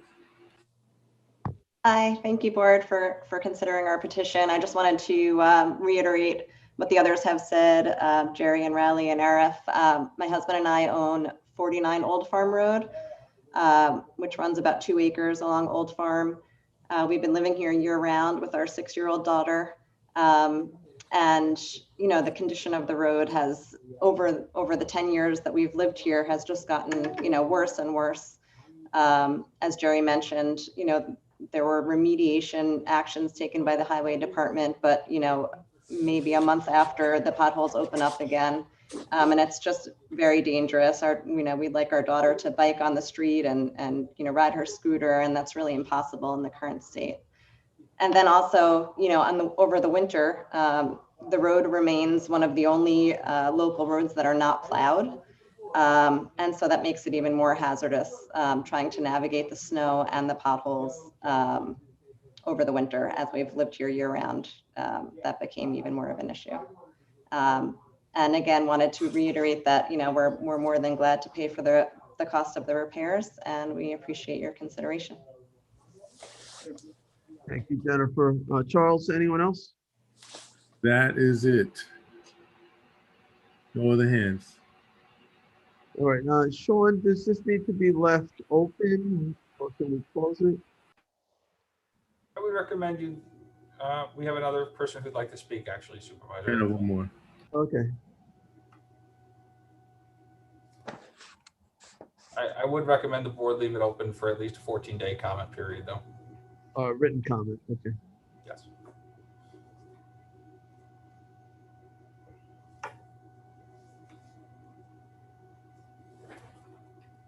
Have to put your video on.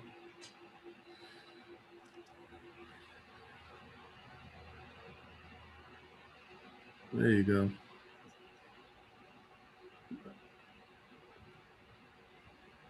Oh, you have no audio? I'm not showing any audio. Tina, we can't hear you.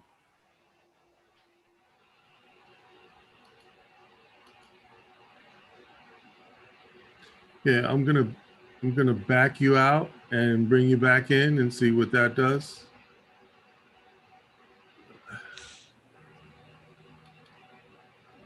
All right.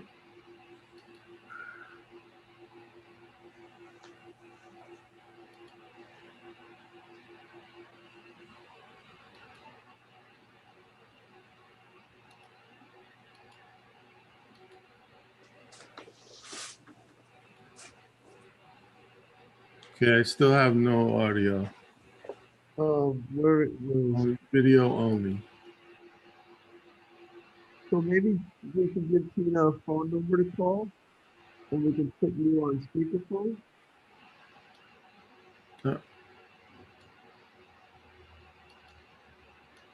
I don't see Tina anymore. Yeah, I'm trying to put her video back on. Let's see if we get a video on.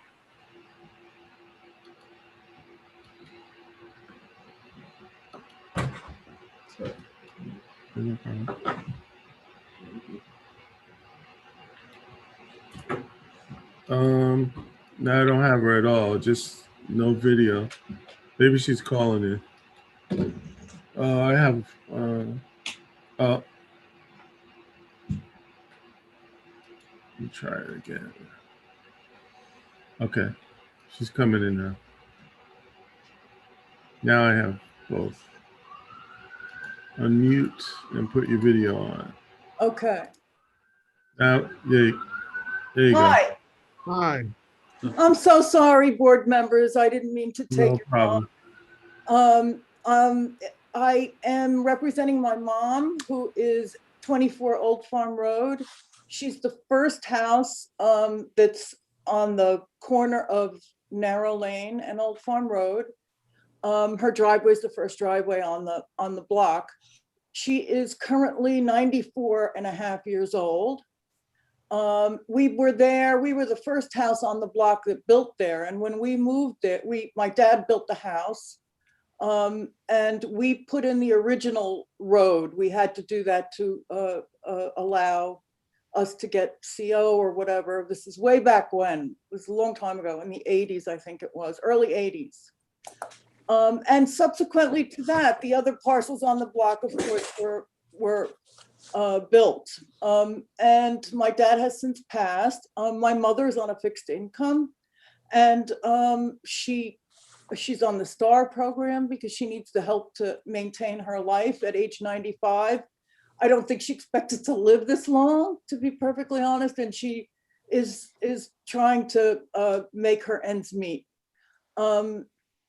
She's lived there full time since the house was put there, and she's hoping somehow to not have the burden of this come on her.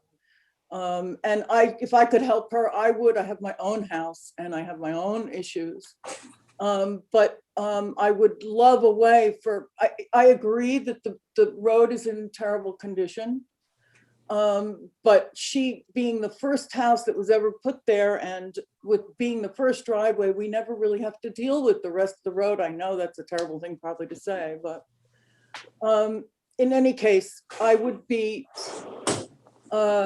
unhappy for her because she just can't do it. She just does not have an income more than her Social Security anymore. So that is our problem. Well, thank you for bringing that to our attention. It definitely presents a serious challenge then. So, we certainly don't want anybody to lose their home for non-payment of taxes. Exactly right. Anybody on this call that can provide some ideas on how to get past this issue? It would have, and Sean, it's a town board vote, correct? It's not a vote of the property owners by majority. It's actually majority of the town board that will decide if this is going to happen. That's correct, Mr. Supervisor. There have been a sufficient number of property owners that have petitioned the town for this. Right, but you could end up with 9 out of 10 property owners and the board still not wanting to take an action if it's going to impoverish somebody. That's correct, Mr. Supervisor. Anybody have any ideas? Can one property be left out? Probably not. It's on the road. Does the town have any sort of abatement process or some tolling period while Miss Julier is in her home? Would that be a possibility? That would be, I'm the person who would be in possession of the home when my mother passes.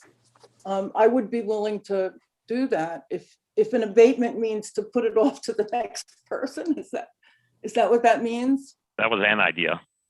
But is that, I hate to talk about after somebody passes, but would you be selling the home at that point? I don't know.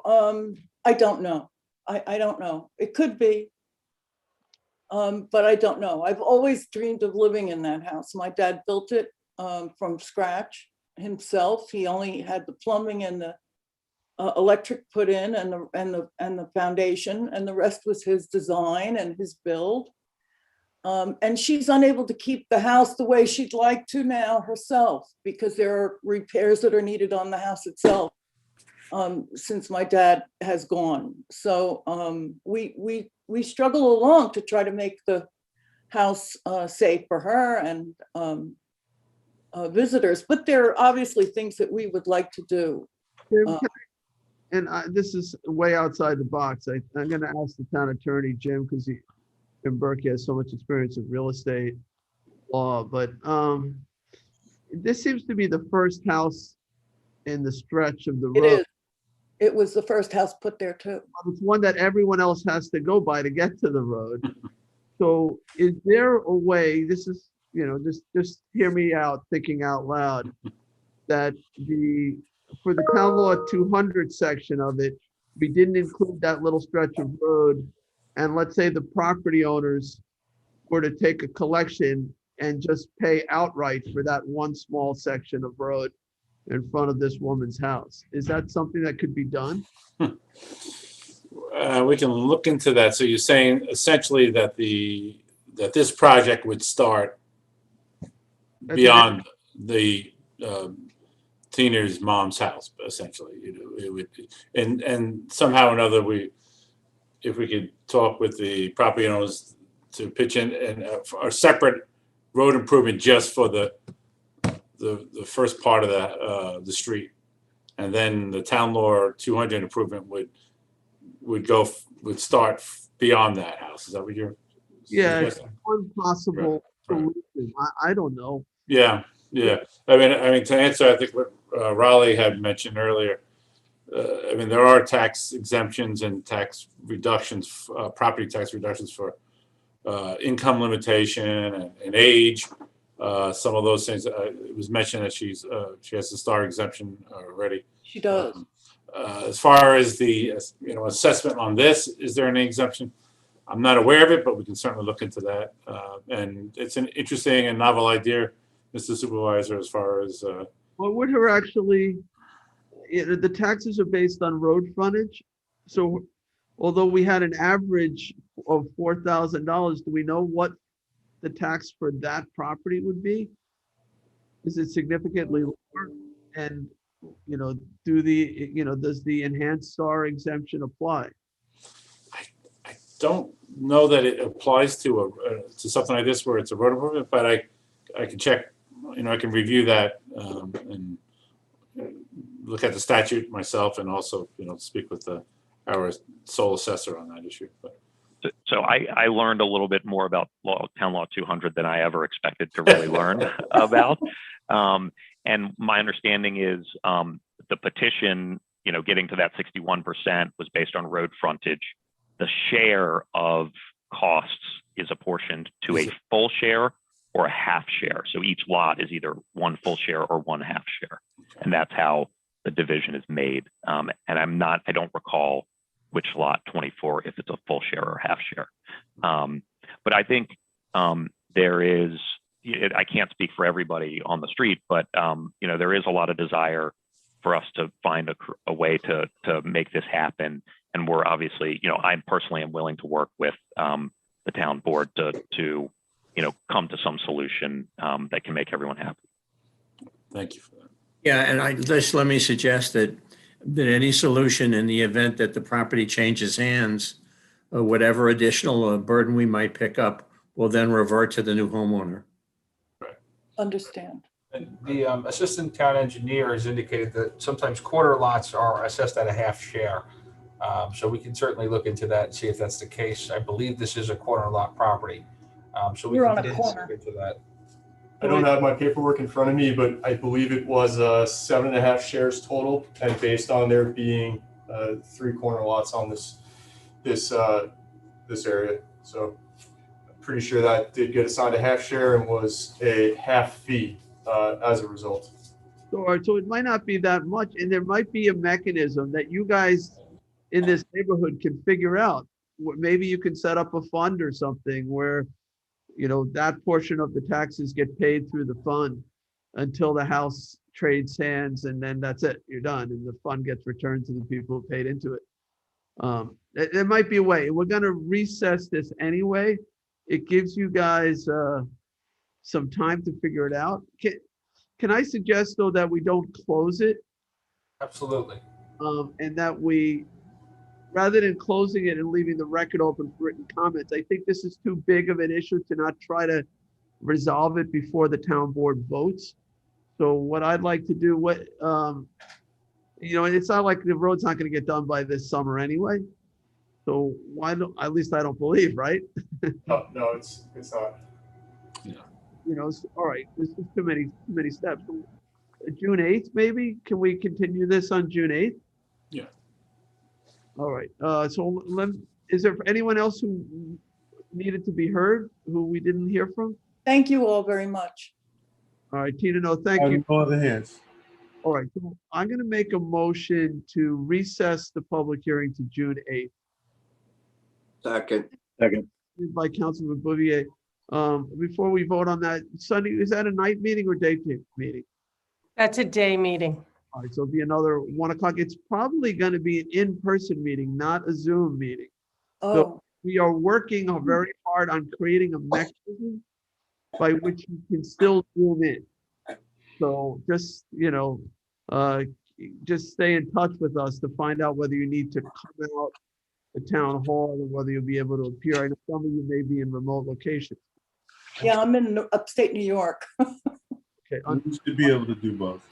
So Charles is saying he thinks he'll be able to do this via Zoom. So Great. we have a motion and a second to recess to June 8th. All in favor?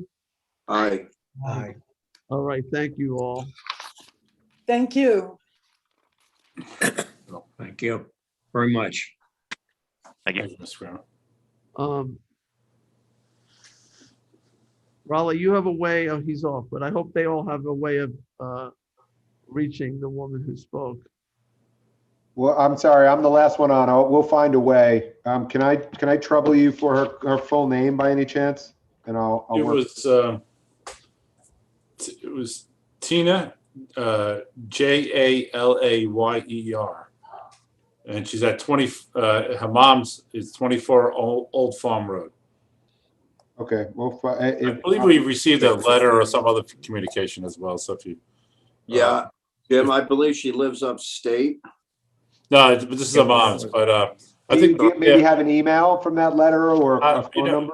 Sean, if you call, on, I will check. You want to give me? I'll give you my. I don't want the email or phone number given on the internet. Yeah, no, I don't have it. Fair enough. But I said you can give. You can contact our office. I do have an email on the letter. No, John, you don't want it. Don't do that. You can give. Let Jim. You can give your email or phone number to Sean. I don't mind that. That's public. Sure. Or right. Our phone number here, Sean, is 631-287-3065 is the office number. You can reach myself or Sean Cambridge, and we'll see if we can get the contact information. And we did receive a letter from either her, Tina or her mom on this issue. So we. Great. Okay. Well, yes. Thank you. Thank you Okay, very yeah. much. Thank you all for your time. Okay. Okay, so that is the last of the public hearings. We're going to go to public portion. Charles, is there anyone who's here to speak in public portion? I see no hands. Raise your hand if you wish to speak in public portion. I'll give it a moment. No public. All right, I'll make a motion to close public portion. Second. Seconded by Councilman Hofstad. All right. Okay, we're going to move on to the resolution. John, you're offering.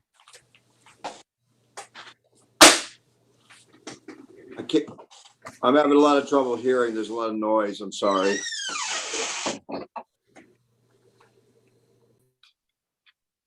Can you hear me? I can hear you. I need to make an amendment on Town Board Resolution 2021-471. All right, you want to make a motion to amend? Yes, please. And the amendment is on the second to last paragraph on page 6.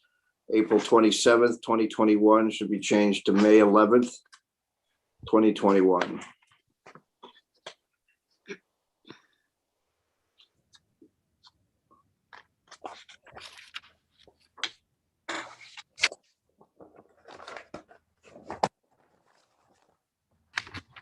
All right, so Councilman Bouvier is making a motion to amend Resolution 471 to change April 27th, 2021 to May 11th, 2021.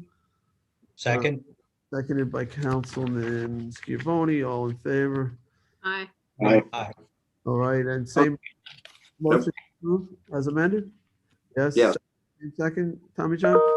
All right. Yes. Okay. Any discussion on this? This is just that language. I haven't read it yet. Was that? I haven't read it yet. Do you want me to read this? The title. Are you? Yep, go ahead. Yeah.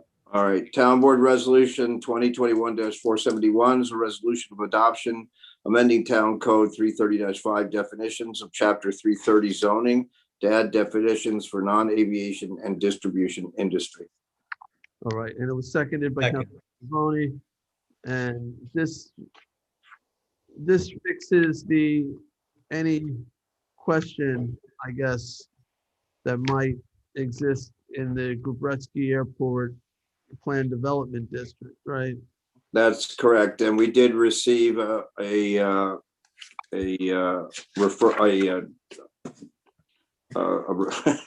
ruling from the Suffolk County Planning Commission that it's for our local determination. All right, and this prohibits anyone from using air freight as part of their business model, right? Air cargo. Yes, for distribution. Okay. Including drones, right? Correct. All right. Any questions about this? All right. I'll call the vote. All in favor? Aye. Aye. All right. It's unanimous. Congratulations, John. We will go on to the next offered by Councilman Scavone. Town Board Resolution 492 of 2021 to authorize the purchase of mobile radios from New York State OGS contract with Motorola Solutions Incorporated. Second. Seconded by Councilman Bouvier. All in favor? Aye. Aye. Approved. Town Board Resolution 493 of 2021, authorize the purchases of meter pits and ancillary equipment from Core and Main LP using the Town of Riverhead contract. Second. Seconded by Councilman Lobstad. All in favor? Aye. Aye. Aye. Approved. Town Board Resolution 494 of 2021, authorize the supervisor to sign contract extensions for furnish and deliver meter pits and ancillary equipment with Ferguson Waterworks. Second. Seconded by Councilman Scavone. All in favor? Aye. Approved. Town Board Resolution 2021-496, authorize the supervisor. I'm sorry, I think I jumped ahead of you. Yes, there's one in between. Sorry. 495 of 2021, authorize supervisor to execute a 2021 contract with Corporate Plans, Inc. Second. By Councilman Bouvier. All in favor? Aye. Aye. Approved. All right. Once again, we'll try it again. Town Board Resolution 2021-496, authorize the supervisor to execute a management and stewardship agreement with Wildwood Bowling 16 Incorporated for the property located at 3939 Lake Avenue in Northampton. Second. Seconded by Councilman Martell. All in favor? Aye. Aye. Town Board Resolution 2021-497, co-sponsored with Councilman Scavone, to authorize the supervisor to issue a satisfaction of buyer benefit note and mortgage on a community benefit unit.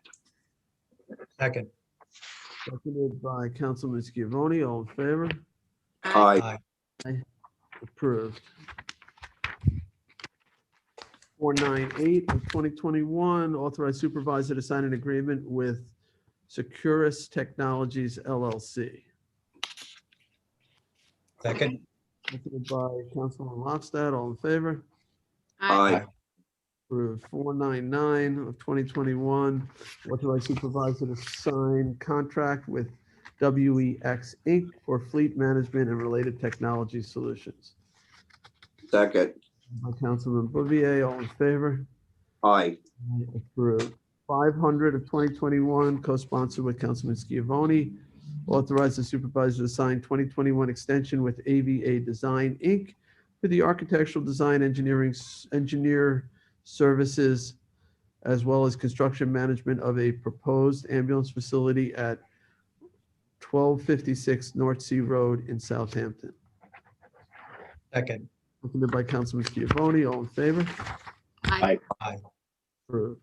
Town Board Resolution 501 of 2021, authorizes supervisor, I think there should be two signed, a 2021 extension with Palmanock Environmental LLC for private or municipal work, municipal markets for disposal services for municipal solid waste MSW. Second. Seconded by Councilman Martell. All in favor? Aye. Approved. 502 of 21, authorize the supervisor to sign any and all documents for a sole source contract with Property Registration Champions LLC, doing business as ProChamps. Second. I'm sorry, who seconded it? Rick. Second. Martell. All in favor? Aye. Aye. Aye. Aye. That's for that foreclosure registry.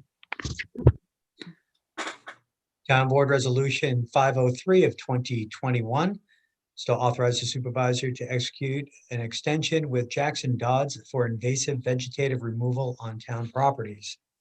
Second. Seconded by Councilman Bouvier. All in favor? All in favor? Aye. Aye. Approved. Thank you. Town Board Resolution 504 of 2021. This is to authorize the supervisor to execute any and all documents pertaining to the port security grant for use in Bay Constable Department. Second. Seconded by Councilman Lofstad. All in favor? Aye. Aye. Approved. 505 of 21, authorize the supervisor to sign contract with Nelson Pope et al. For professional services for traffic impact study for CR 39 and McKee Street. Second. Seconded by Councilman Scavone. All in favor? Aye. Aye. Aye. Approved. 506 of 21, award and authorize supervisor to sign contract with United Metro Energy Corp. For ultra-low diesel fuel. Second. By Councilman Martell. All in favor? Aye. Aye. Approved. Town Board Resolution 507 of 2021, the 2021 notice to bidders for Bay Avenue bulkhead replacement, East Quogue, New York. Second. Seconded by Councilman Lofstad. All in favor? Aye. Aye. Approved.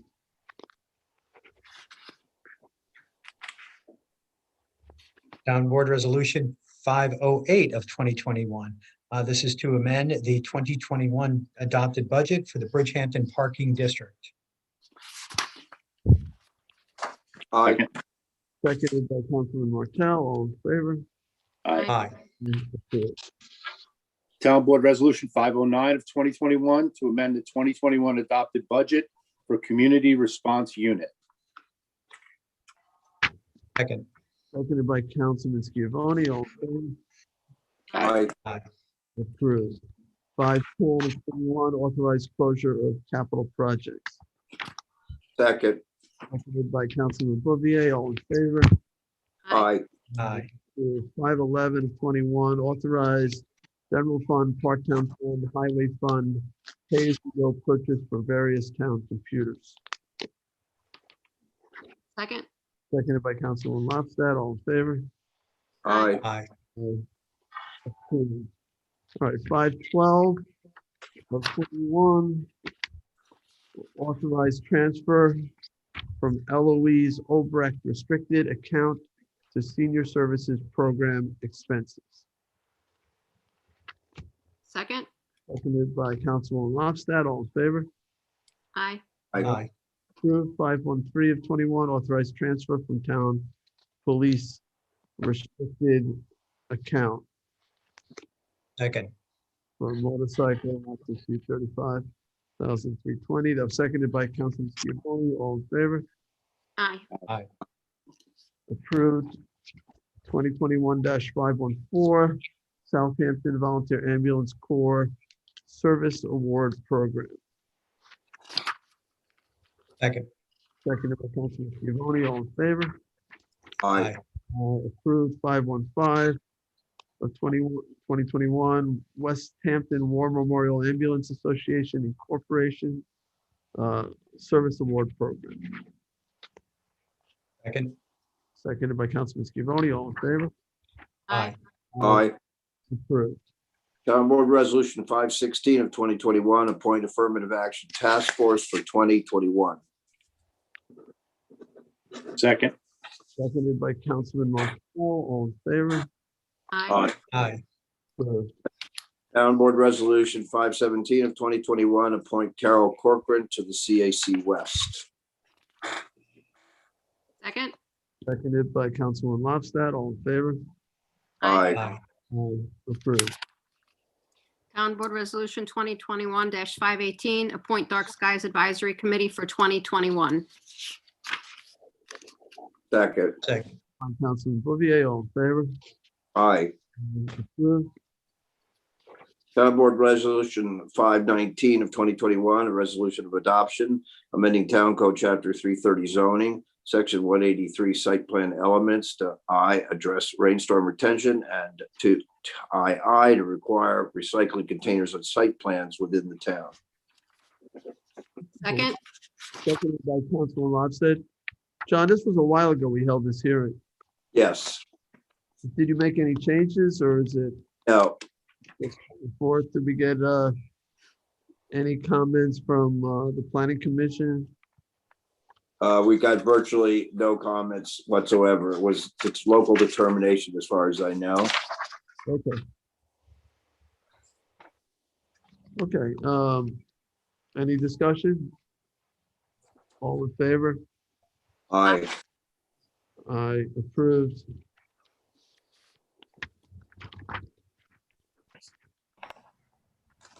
Committee of 2021 authorized community preservation fund tax refund pursuant to the first-time home buyers exemption for Carlos Moran Guzman and Carmen Caliacatl Guevara.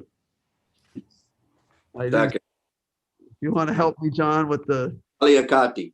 Caliacati? Caliacati Guevara. Caliacati Guevara. All right, and a second by Councilman Martell. All in favor? Aye. Aye. 521 of 21, authorized payment for recording of property acquired pursuant to general municipal law, section 72H. Second. Seconded by Councilman Bouvier. All in favor? Aye. Aye, approved.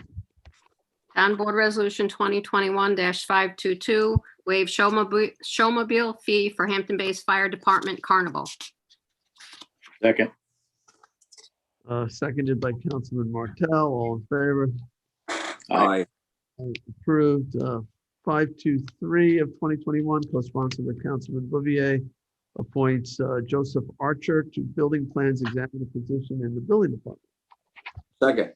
Seconded by Councilman Bouvier. All in favor? Aye. Aye, approved. Congratulations to Joseph. 524 of 21, appoints Robert Mannion to building plans examiner position in the building department. Second. Also co-sponsored with Councilman Bouvier, who is seconding the rest of the motion. All in favor? Aye. Approved, and congratulations to Robert. All right, 525 of 2021 promotes police officer Jason Davin to rank of sergeant in Southampton Town Police Department. Second. Seconded by Councilman Martell. All in favor? Aye. Aye. Approved. 526. Well, and congratulations to I'm sorry, could I interrupt you for a moment? I'm missing Councilman Schiavone. Oh. Where did he go? I don't know when we lost him exactly. 5 resolutions ago. He was there just a moment ago, but I don't know if it was the, I'm looking. It's also a crack in cyberspace. He is not present. Yeah, that's been a big crack today, that cyberspace, all these problems. Yeah, technical difficulties. I won't miss that part when we can get back together. Oh boy. It'll be on me then.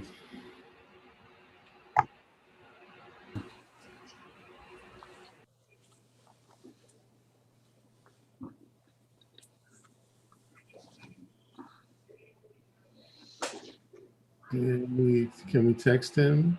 I just texted him, but he's. Maybe I was being too cryptic. I think he would want to be participating in these police-related resolutions that liaison to the funding. So, Yeah, he's not responding my text. well, I'd like to continue to move on. I'm not sure what to do. Jim, we're almost at the end here. There's only a couple left. Yeah, you have a quorum still, so. Yeah, May Zaccarelli just texted that she thinks his internet went out. There's only a few left here. If he comes back on, we can always add him to the majority on the vote. So I called the vote on 525, and I was congratulating Susan. You want to call him? Davin. I could call him. Yeah, maybe we can call him. He's back on. He's back on. Oh, okay.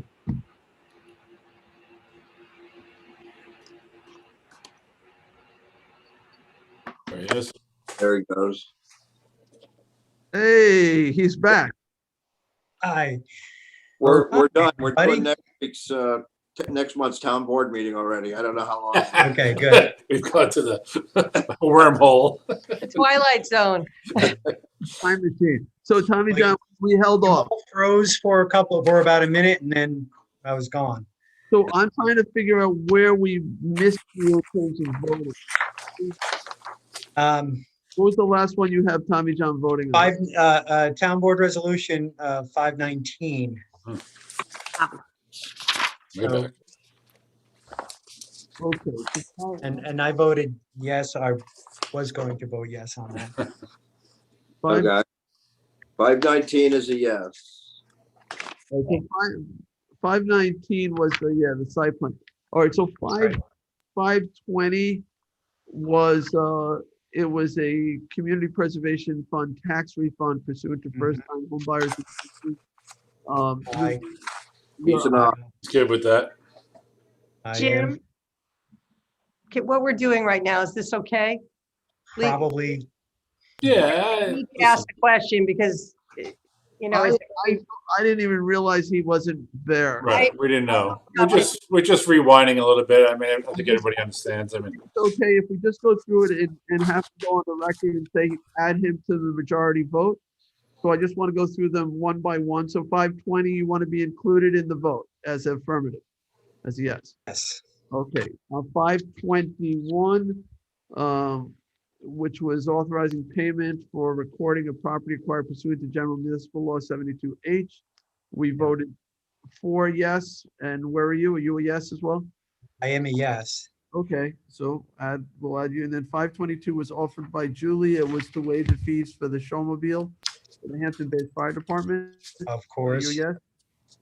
You're a yes there. Okay, 523, appointing Joe Archer to building plans examiner position in the building department. Yes. You're a yes on that one. 524, appointing Robert Mannion to building plans examiner position in the building department. Yes. Yes on that. 525 of 2021, promoting Jason Davin from a police officer to sergeant in the police department. Yes. we haven't voted on that. You don't have a second yet. okay, so that's where we are. That's where we were. I seconded that one. Who's, All right. I second that one. thank you. Martell is seconding. All in favor? Aye. Aye. Approved, and congratulations to soon-to-be Sergeant Davin.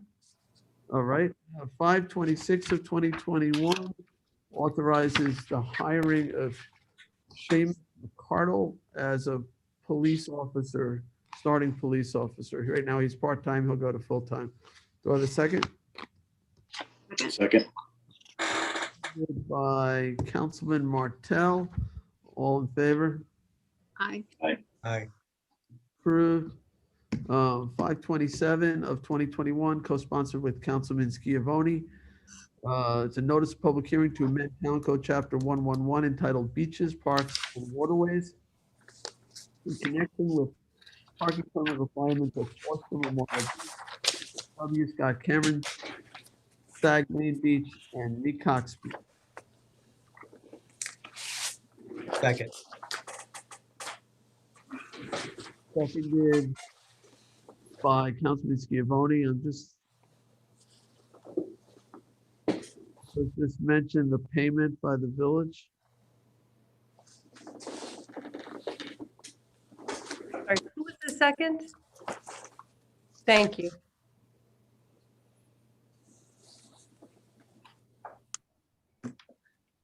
I'm not seeing anywhere in this resolution a mention that in consideration of $10,000 paid for by the Village of Sag Harbor in this notice of. I don't see it mentioned in the notice.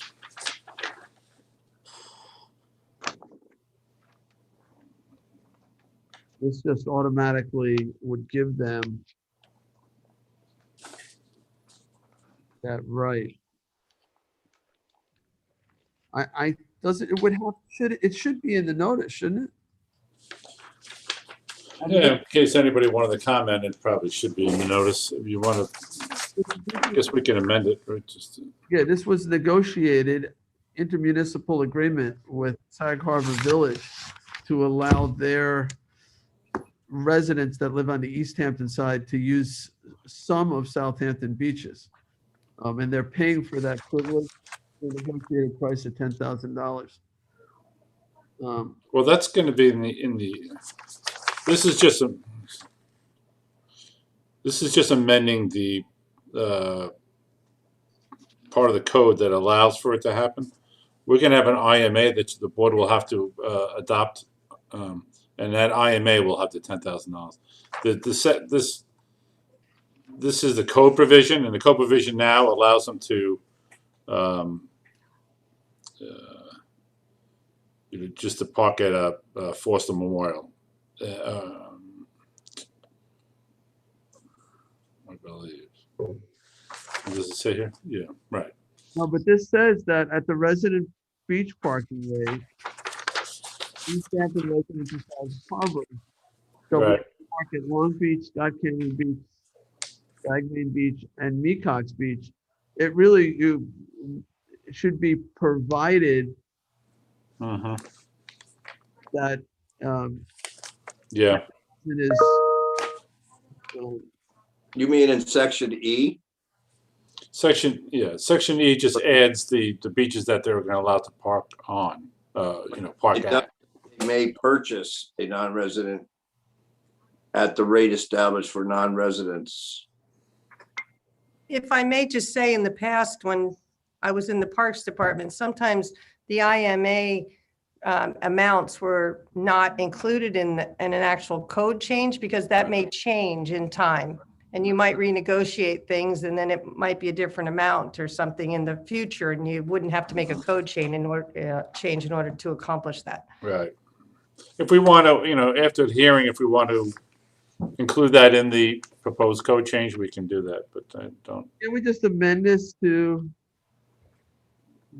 speak to that? Or if you don't, I don't want to really hold it up, because I know that Kristen is anxious to start selling these, but there is an understanding here that the reason why we're doing this and not charging those residents for these features is because the village is picking up the tab.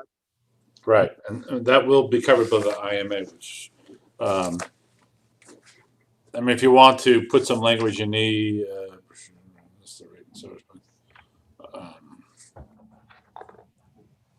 Well, I think the point is in section 2E, it's spelled out as the resident is. I think, is that what's catching your eye? I just want something to say it's subject to an intermunicipal agreement. Yeah. Village of Sag Harbor. Let's add that language. We could amend that on the floor, I believe. yeah. Right. The last sentence on E could be subject to pursuant to or subject to the terms of an IMA, of the IMA between. It could be in the effective date. This local will take effect, and upon a intermunicipal agreement with the Village of Sag Harbor. Mm-hmm. How about that? So why don't we just amend the section 5 effective date? I mean, this is just a notice of the public hearing, remember. I know. Yeah.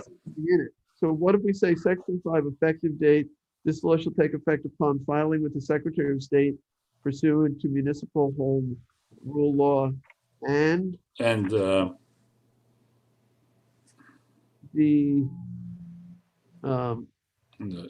execution of a IMA between the Village of Sag Harbor and the town of Southampton. Execution of an IMA between the town of Southampton and the Village of Sag Harbor.